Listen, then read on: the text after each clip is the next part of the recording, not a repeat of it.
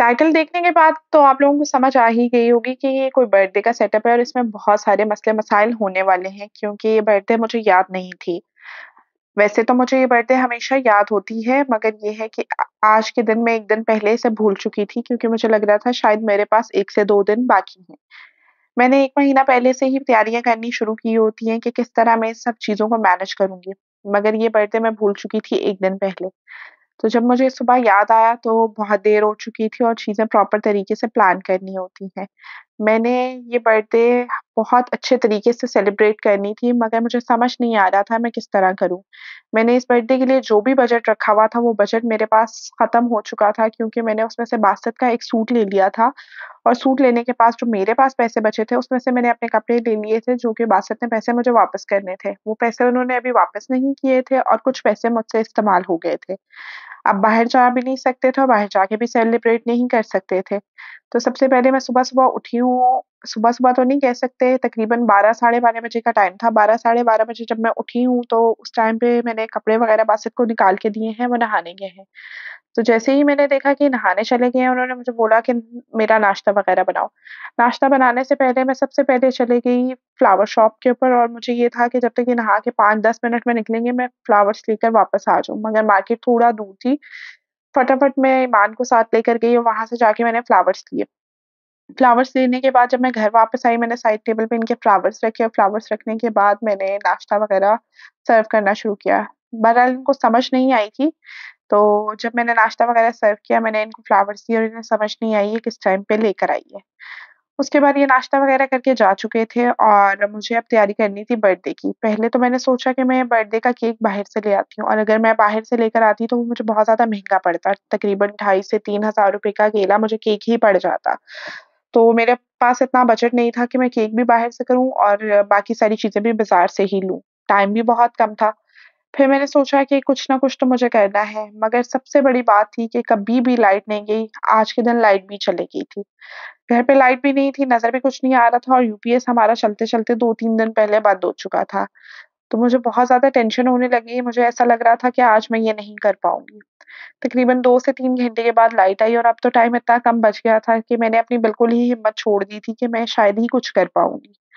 मगर जैसे ही फिर लाइट आई है, मैंने सोचा कि नहीं मुझे कुछ ना कुछ करना है, मैं जितना भी कर पाई मैं उतना कर लूँगी। मैं फ़ौरन से उठी और चीज़ बनाने में जितना टाइम लगता है उससे ज़्यादा उसे रिकॉर्ड करने में लगता है। तो मैंने फटाफट से कैमरे का स्टैंड उठाया और मेरे साथ यहाँ पर भी एक डिज़ास्टर हो गया कि मेरे कैमरे का स्टैंड भी टूट चुका हुआ था। ट्राइपॉड स्टैंड जो था वो टूट चुका हुआ था, फिर मैंने उसको एल्फ़ी वग़ैरह लगाई और एल्फ़ी वग़ैरह लगाने के बाद मैंने इसको जैसे-तैसे सेट करके मैंने अपना काम करना स्टार्ट कर दिया। क्योंकि मुझे कुछ ना कुछ करके कुछ ना कुछ करना ज़रूर था और टाइम इतना तो कम था और मेरे पास कोई और चांस भी नहीं था। घर पे गाड़ी भी नहीं खड़ी थी कि ताकि मैं खुद जाके ये सारी चीज़ें बाहर से कर सकूँ। बासत भी घर पे नहीं थे। मैंने सबसे पहले एक बाउल लिया, बाउल के अंदर अंडे डाल दिए, 4 अंडे डाले और 4 अंडे मैंने अच्छी तरह से बीट कर लिए। बीट करने के बाद मैंने इसके अंदर शामिल किया और चीनी को भी अच्छी तरह इसके अंदर बीट कर लिया। चीनी डालने के बाद मैंने इसके अंदर शामिल किया ऑयल, वैनिला एसेंस और यहाँ पर मैं ये चॉकलेट केक बना रही हूँ, तो मैंने इसके अंदर हाफ कप कोको पाउडर लिया और 1 कप मैंने इसके अंदर मैदा लिया है और 1 टेबलस्पून मैंने इसमें बेकिंग पाउडर शामिल किया था। तो इसको सॉफ्ट और स्पंजी बनाने के लिए मैंने इसके अंदर यूज़ किया है बटर मिल्क। मैं जब भी कोई केक बना रही होती हूँ, मोस्टली मैं उसके अंदर बटर मिल्क ऐड कर देती हूँ। मैं 1/4 कप मिल्क लेकर उसके अंदर विनेगर डालकर मैं उसे बटर मिल्क बना लेती हूँ और वो मैं शामिल करती हूँ अपने केक्स के अंदर। उससे केक बहुत ज़्यादा सॉफ्ट भी बनता है और टेस्ट भी बहुत अच्छा आता है। तो यहाँ पर मेरे केक का बैटर बन के तैयार हो चुका था और मैंने इसको पोर कर दिया अपने कंटेनर के अंदर। ये डालने के बाद मैंने इसे बेक होने के लिए रख दिया। अब सेकंड स्टेप था मुझे पिज़्ज़ा बनाना था। पिज़्ज़ा की मुझे रेसिपी भी रिकॉर्ड करनी थी क्योंकि इससे पहले मैंने कभी भी पिज़्ज़ा की रेसिपी रिकॉर्ड नहीं की अपने चैनल के लिए।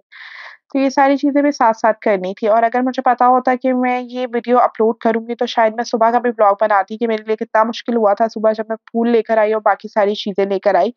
उस टाइम पे बड़ा टफ लग रहा था कि शायद मैं 10-15 मिनट में वापस आ भी पाऊँगी या नहीं आ पाऊँगी, मगर ये है कि वो भी सुबह हो गया था। इन शॉर्ट कि जो भी आप करना चाहते हैं, अगर आप उसका इरादा कर लेते हैं, तो आप उसे कर ही लेते हैं। चाहे उसके लिए आपके पास वसाइल है या नहीं है, बजट है या नहीं है। कभी-कभी ऐसा भी होता है कि इंसान के पास बजट नहीं होता, मगर ये डेज़ इतने स्पेशल होते हैं कि हम इसे इस तरह नहीं छोड़ सकते। तो यहाँ पर मैंने पिज़्ज़ा डो बनाने जब लगी हूँ, तो यहाँ पर मेरे साथ एक और डिज़ास्टर हो गया कि मेरे पास मैदा ख़त्म था। हालाँकि मेरे पास मैदा 2-2 3 किलो जो है इन स्टॉक पड़ा होता है। मैंने इतना ढूँढा, मुझे मैदा नहीं मिला, तो मैदा मुझे 1 पाव से भी कम मिला। तो फिर भी मैंने यहाँ पर भी हिम्मत नहीं छोड़ी। मैंने सोचा कि यहाँ पर भी मुझे कुछ न कुछ करना है। मैंने एक ग्लास लिया, उसके अंदर पानी डाला और पानी डालने के बाद मैंने उसमें 2 चम्मच चीनी के डाले, हाफ टी स्पून मैंने इसमें सॉल्ट डाला और एक पूरा पैकेट ईस्ट का डाल दिया मैंने इसके अंदर। और ये मैं रेसिपी बना रही थी हाफ केजी के लिए, और आप लोग सोच रहे होंगे कि हाफ केजी की रेसिपी बना रही है मगर मैदा 1 पाव भी नहीं है। तो यहाँ पर भी मैंने सोचा कि मैं अभी फ़िलहाल तो इसको बना कर रखूँगी, तो जब मेरे पास और मैदा आएगा तो मैं इसके अंदर डो के अंदर मिक्स कर दूँगी, ताकि मेरा जो ख़मीर है वो तो बनकर तैयार हो जाए। तो यहाँ पर मैंने इसको ढक कर रख दिया और जैसे ही डबल इन साइज़ होगा, तो मैं इसको शामिल कर दूँगी मैदे के अंदर। तो यहाँ पर ये डबल इन साइज़ हो चुका हुआ था, तो मैंने इसको शामिल किया है मैदे के अंदर और इसको मैं गूँथना स्टार्ट कर दिया। यहाँ पर मुझे कुछ नहीं समझ आ रहा था कि मेरा आउटपुट क्या आएगा, ये बन के कैसा तैयार होगा और क्या सब कुछ होगा। यहाँ पर मैंने हाफ कप ऑयल लिया है, हाफ कप ऑयल के साथ मैं इसके अंदर शामिल करूँगी 1 पिंच वाली जो छोटी एक होती है चम्मच, वो मैंने डाली इसमें ईका पाउडर की और साथ में 1 अंडा।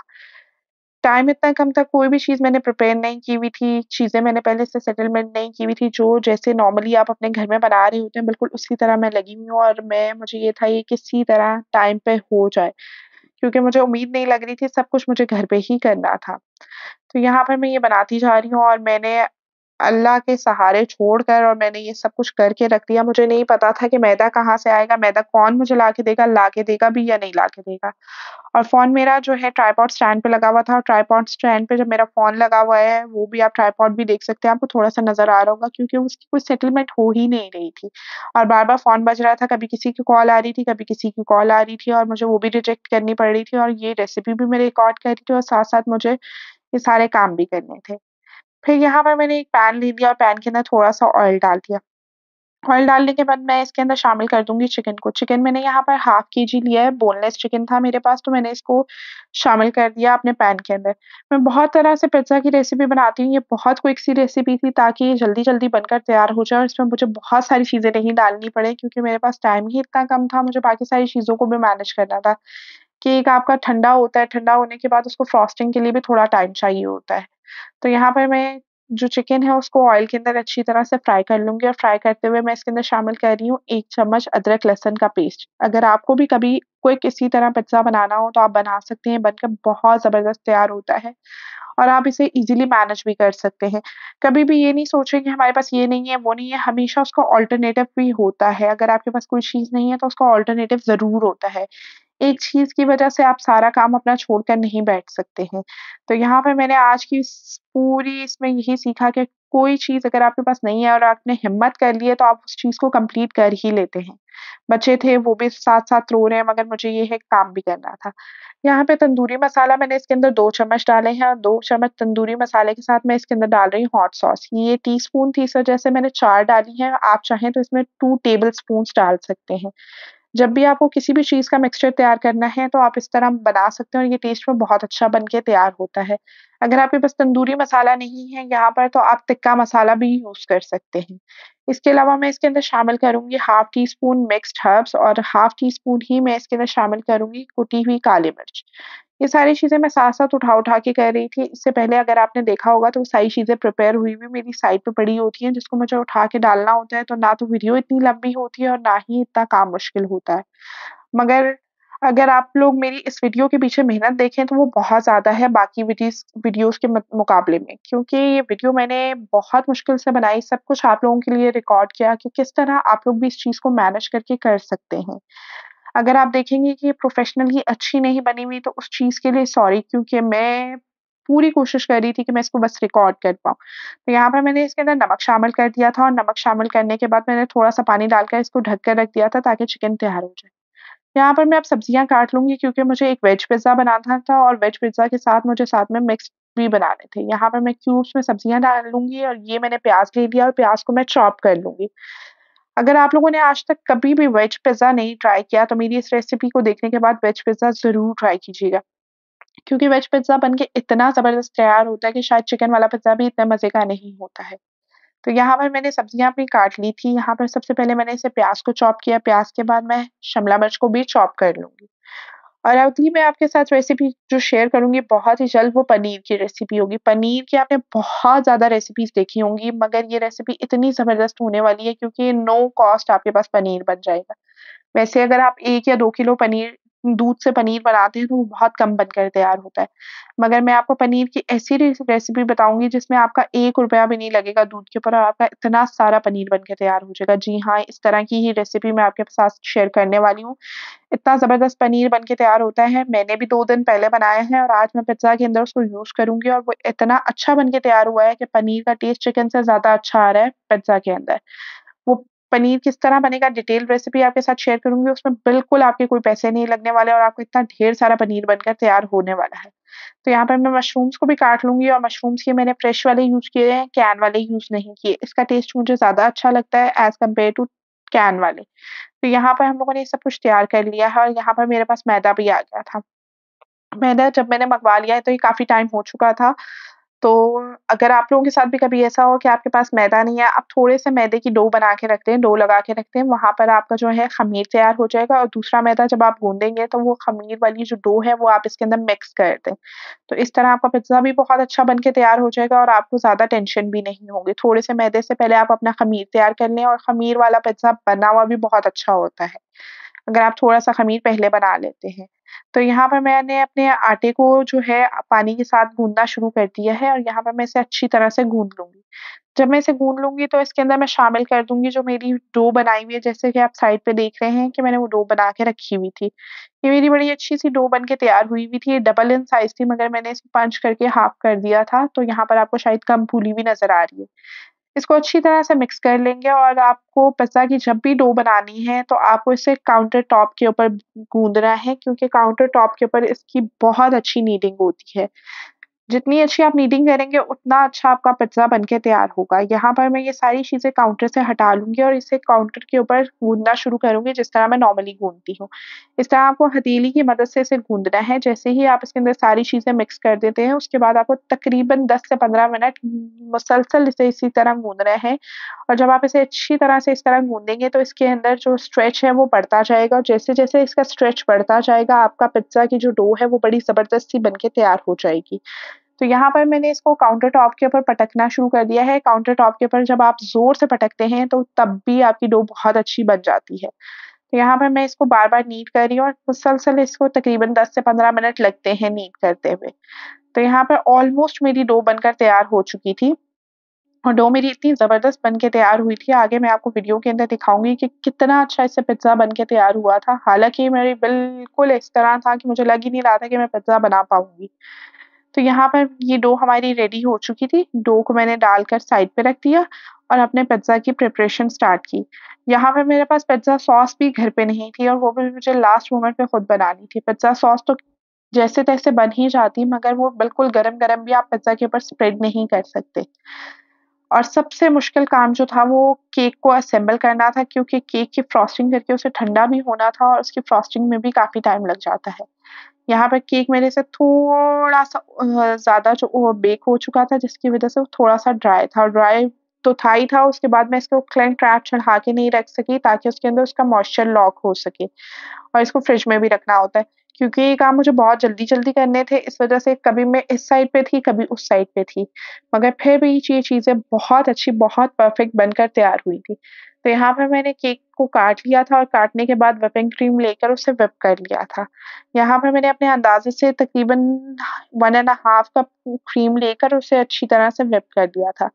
व्हिप करने के बाद हम इसके अंदर इसे सबसे पहले तो अपने केक की फ्रॉस्टिंग करेंगे। फ्रॉस्टिंग के बाद हम इसे पाइपिंग बैग के अंदर लेकर और इसके डिज़ाइन्स वग़ैरह भी बनाएँगे। यहाँ पे मैं जैसे-जैसे रिकॉर्ड कर रही हूँ, मेरे जो मोबाइल था उसकी बैटरी भी बहुत ज़्यादा लो थी। मुझे साथ-साथ उसे चार्ज भी करना पड़ रहा था और बाकी सारी चीज़ें भी देखनी पड़ रही थी क्योंकि जब आपके साथ एक चीज़ खराब होती है तो बहुत सारी चीज़ें लिंक इन होकर बहुत सारी चीज़ें खराब होना स्टार्ट हो जाती हैं। मगर जब भी ऐसा कुछ हो उसके लिए आपको घबराना नहीं है क्योंकि सब चीज़ें आप मैनेज कर सकते हैं। यहाँ पर मैंने टर्न टेबल के ऊपर अपना केक रख लिया था और इसको सोक करवा लूँगी शुगर सिरप के साथ। हालाँकि मेरा इरादा था कैरेमल शुगर शुगर सिरप बनाने का, मगर मेरे पास टाइम नहीं था अब कैरेमल सिरप बनाने का। तो प्लेन शुगर सिरप के साथ मैंने इसको सोक करवाया, सोक कराने के बाद मैं इसकी फ्रॉस्टिंग स्टार्ट कर दूँगी। और फ्रॉस्टिंग में भी आपको काफ़ी टाइम लग जाता है, और मैंने जो थीम सोची हुई थी वो थोड़ी डिफरेंट थी। मैंने सोचा था कि मैं केक बनाऊँगी व्हाइट एंड रेड कलर का। मगर यहाँ पर केक बनाते-बनाते बिल्कुल ही मेरा माइंड चेंज हो गया कि मैंने किस तरह का केक बनाना है। यहाँ पर सबसे पहले मैंने केक की क्रम्ब कोटिंग वगैरह स्टार्ट कर दी। यहाँ पर मैंने केक को असेंबल करना स्टार्ट किया। दूसरी लेयर ली, दूसरी लेयर को भी इसी तरह स्टार्ट किया। स्टार्ट करते-करते मैंने केक को बनाना शुरू कर दिया। उसके बाद जब मेरे बारी आई इसको डेकोरेट करने की, तो मैंने सोचा कि शायद अब मैं रेड कलर के फ्लावर्स बनाऊँ, और कलर्स मिक्स करते-करते शायद मुझे ज़्यादा टाइम लग जाए और मुझे नोज़ल्स निकालते हुए पाइपिंग बैग में डालते हुए काफ़ी ज़्यादा टाइम लग जाएगा और इसमें मेरा बहुत सारा टाइम वेस्ट हो जाएगा। तो वो वाला प्लान मैंने अपना स्किप कर दिया। स्किप करने के बाद मैंने सोचा कि मैं इसके ऊपर कुछ राइटिंग करूँगी। तो मैंने जब राइटिंग करने के लिए नोज़ल के अंदर मैंने क्रीम फिल की, तो वो मैंने व्हाइट कलर की फिल की। तो मैंने पहले सोचा था कि इसका ऊपर से टॉप का कलर जो है वो मैं चॉकलेट कलर का करके उसके ऊपर व्हाइट कलर से लिखूँगी। मगर जब मैंने इसकी कोटिंग की, क्रम्ब कोटिंग के बाद मैंने जब इसे चॉकलेट फ्लेवर देना चाहा, तो मेरा मूड बिल्कुल चेंज हो गया। फिर मैंने वो सारी की सारी क्रीम वापस से निकाली, और वापस से निकालने के बाद जो क्रीम थी उसके अंदर चॉकलेट मिक्स की, और मिक्स करने के बाद जो मैंने क्रीम तैयार की वो ब्राउन कलर की तैयार की। क्योंकि मैंने सोचा कि जब मैं इसको तैयार करूँगी व्हाइट कलर के ऊपर, तो ब्राउन कलर से काफ़ी अच्छा लगेगा अगर मैं इसके ऊपर राइटिंग कर दूँगी। तो यहाँ पे मेरी क्रम्ब कोटिंग हो के ऑलमोस्ट तैयार हो चुकी थी, और इसके बाद मैंने सारा का सारा पाइपिंग बैग वाला काम किया।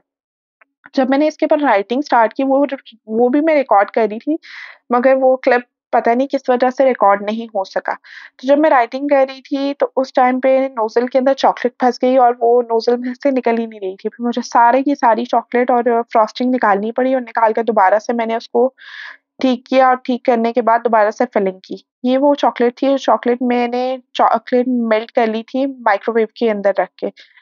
मेल्ट करने के बाद मैंने इसे क्रीम के अंदर ऐड किया, और क्रीम के अंदर ऐड करके मैंने इसे फिल किया था अपने पाइपिंग बैग के अंदर। यहाँ पर जब मैंने इसके ऊपर राइटिंग कर ली, हालाँकि मैं राइटिंग से इतने ज़्यादा सैटिस्फाइड नहीं थी, मगर मैं जो चाह रही थी, अल्हम्दुलिल्लाह वो मैं लिख पाई थी। वो मैंने लिखने के बाद इसके कुछ फ्लावर्स बनाए, फ्लावर्स बनाने के बाद मैंने इसका बॉर्डर बनाना स्टार्ट कर दिया।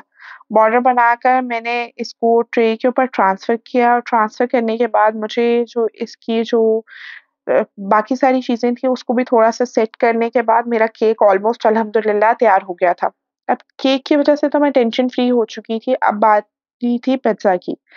यहाँ पे मेरा बड़ा ज़बरदस्त सा केक बनकर तैयार हो चुका था, और अल्हम्दुलिल्लाह मैं इससे बहुत ज़्यादा सैटिस्फाई थी, क्योंकि मैंने जो सोचा था वो नहीं, मगर उससे काफ़ी अच्छा बन के ये तैयार हो चुका था। कभी भी आप लोग एक ही आइडिया के ऊपर स्टिक नहीं कर सकते। अगर आप कुछ नहीं कर पा रहे, तो आप उससे कुछ डिफरेंट भी कर सकते हैं। ज़रूरी नहीं है कि जो आपने सोचा है आपने उसी को एग्ज़ीक्यूट करना है। काफ़ी दफ़ा ऐसे होता है कि आप प्लान कुछ करते हैं, मगर एग्ज़ीक्यूशन के टाइम पे बहुत सारी चीज़ें जो हैं वो ख़त्म हो जाती हैं या मिलती नहीं हैं। तो यहाँ पे मेरा केक ठंडा होने के लिए फ्रिज में चला गया था, और यहाँ पे मुझे पिज़्ज़ा सॉस बनानी थी। मैंने फ्रीज़र में से टोमेटो प्यूरी निकाली, और यहाँ पे मैंने तकरीबन 1.5 कप टोमेटो प्यूरी ली थी, और उसमें हाफ़ कप मैंने केचअप ऐड कर दी, ऑयल के अंदर डालकर। और ये सारी चीज़ें ऐड करने के बाद मैं इसके अंदर शामिल करूँगी मिक्स्ड हर्ब्स। मिक्स हर्ब्स मैंने यहाँ पर हाफ़ टी स्पून लिए थे, और हाफ़ टी स्पून ही मैंने इसमें काली मिर्च डाली थी, और हाफ़ टी स्पून ही मैं इसके अंदर नमक शामिल करूँगी। ये टमाटर प्यूरी मैंने अपनी बनानी स्टार्ट कर दी थी, और टमाटर प्यूरी तो बनकर तैयार हो ही जाती है, मगर इसको ठंडा करना सबसे मेजर टास्क था, क्योंकि अब मेरे पास तकरीबन 5 मिनट थे जिसके अंदर मुझे पिज़्ज़ा बनाकर और बेक करना था। क्योंकि बासित पहुँचने वाले थे, उससे पहले ये सारी चीज़ें मुझे करनी थी। ये सारा का सारा मैंने काम किया, और काम करने के बाद जैसे ही मेरी पिज़्ज़ा सॉस बनकर तैयार हुई है, तो मैंने एक बड़ा-सा बर्तन लेके उसके अंदर ठंडा पानी डाला, और ठंडा पानी डालने के बाद ये फ्राइंग पैन डायरेक्ट उसके अंदर रख दिया, जिससे मेरी जो पिज़्ज़ा सॉस है वो ठंडी हो जाए। क्योंकि मैं इसे गरम-गरम अगर डो के ऊपर लगाती तो डो अच्छी तरह से बेक नहीं हो पाती, और उसका उस तरह का फ्लेवर ना आता। यहाँ पर नमक, मिर्च मैंने कुछ भी चेक नहीं किया था, बस मैं डालती जा रही थी और बनाती जा रही थी। मुझे लग रहा था कि बस ये ठीक है और ये सही बनकर तैयार हो जाएगा। तो यहाँ पर हमारी पिज़्ज़ा सॉस भी बनकर तैयार हो चुकी थी और इसकी कंसिस्टेंसी कुछ इस तरह की होती है जब भी आप इसे बनाते हैं। तो बाज़ार की पिज़्ज़ा सॉस भी मैं यूज़ कर लेती हूँ, मगर मैं मोस्टली घर पर ही बनाती हूँ। यहाँ पे ये मेरी सारी चीज़ें तैयार हो चुकी थी और यहाँ पे मैंने ये डो देख सकते हैं कि कितनी ज़बरदस्त डो बनकर तैयार हो गई थी। हमारी डो बहुत अच्छी तरह से राइज़ हो चुकी थी। अब इसमें से हम लोग जितनी हमें रिक्वायरमेंट है वो हम लोग ले लेंगे और लेने के बाद पैन के अंदर इसको बेल कर डाल लेंगे। यहाँ पर इस आधा किलो की डो से मैंने तकरीबन 3 पिज़्ज़ा बनाए थे और तीनों बहुत अच्छे बनकर तैयार हो चुके थे। ये एक बहुत परफ़ेक्ट रेसिपी थी, मुझे इस पे कभी भी रिग्रेट नहीं होगा कि मेरे पास मैदा नहीं था और मैं इसे बना नहीं सकी। ना मैदा होने की वज़ह से भी मैंने इसको बहुत अच्छी तरह से कम टाइम में बहुत अच्छे तरीके से मैनेज कर लिया। तो यहाँ पर हम पैन को ग्रीस कर लेंगे और इसके अंदर अपनी डो को सेट कर लेंगे। डो को सेट करने के बाद आप अपनी मर्ज़ी से टॉपिंग कर सकते हैं। पिज़्ज़ा के लिए ज़रूरी नहीं है कि आपके पास वो चीज़ें हों जो आपको गाइड की जा रही हैं, मगर आप अपनी मर्ज़ी के मुताबिक भी इसको बहुत अच्छे तरीके से असेंबल कर सकते हैं। यहाँ पर हम सबसे पहले इसके ऊपर पिज़्ज़ा सॉस लगा लेंगे। कभी-कभी अगर आपको जल्दी है और आपके पास पिज़्ज़ा सॉस या फिर बनाने का टाइम भी नहीं है, तो आप इसे चिली गार्लिक केचअप के साथ भी बना सकते हैं, उससे भी बहुत अच्छी आपका पिज़्ज़ा बन के तैयार हो जाता है। तो यहाँ तो हमारा चिकन बना पड़ा हुआ था, उसको भी हम लोग इसके अंदर डाल लेंगे और चिकन के साथ हम लोग इसके ऊपर पनीर डाल लेंगे। ये वो पनीर की रेसिपी है जो मैं आपके साथ शेयर करूँगी कि आप विदाउट एनी कॉस्ट इतना सारा और इतना मज़े का पनीर कैसे बनाएँगे। ये बहुत ही मज़े की रेसिपी है और आपके बहुत ज़्यादा काम आने वाली है। सूप्स में पनीर इस्तेमाल होता है, इसके अलावा पनीर पकौड़ा और बहुत सारी ऐसी रेसिपीज़ हैं जिसके अंदर पनीर पकौड़ा या पनीर का इस्तेमाल होता है।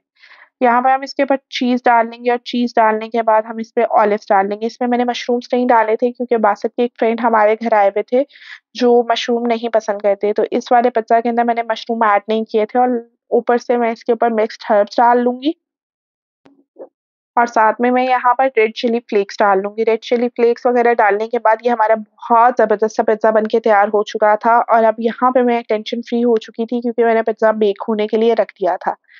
ये एक मैंने पिज़्ज़ा बेक किया वेज पिज़्ज़ा मुझे बहुत ज़्यादा पसंद है। अगर आप लोगों ने कभी नहीं ट्राई किया तो ट्राई ज़रूर कीजिएगा। यहाँ पे मैंने कोई पैन नहीं लिया था, हालाँकि मेरे पास इस साइज़ के बहुत सारे पैन्स थे। मुझे इतनी जल्दी थी कि मेरे पास काउंटर पे जो स्टील की प्लेट थी, मैंने उसके अंदर अपनी डो फैलाई, डो फैलाने के बाद पिज़्ज़ा सॉस लगा के मैंने इसमें पनीर, मशरूम और अपनी वेजीज़ डालने के बाद मैंने इसके ऊपर चीज़ डाल दी और चीज़ के साथ मैंने इसके ऊपर जो ऑलिव्स वगैरह है, वो सारी चीज़ें डाल दी। और आप लोगों को चाहिए कि जब भी आप ये वेज पिज़्ज़ा बनाएँ तो आप अपनी ये जितनी भी सब्जियाँ वगैरह हैं उसके ऊपर नमक, काली मिर्च और लाल मिर्च कुटी हुई डाल लें। उससे इसके अंदर फ्लेवर आ जाएगा क्योंकि ये सब्जियाँ आपकी बिल्कुल फीकी होती हैं तो थोड़ा-सा फ्लेवर इसके अंदर आ जाएगा। तो ये सारी चीज़ें डालने के बाद चीज़ डालने के बाद मैंने इसको भी बेक होने के लिए रख दिया था। तो यहाँ पे हमारा बहुत ज़बरदस्त सा पिज़्ज़ा बन के तैयार हो चुका था।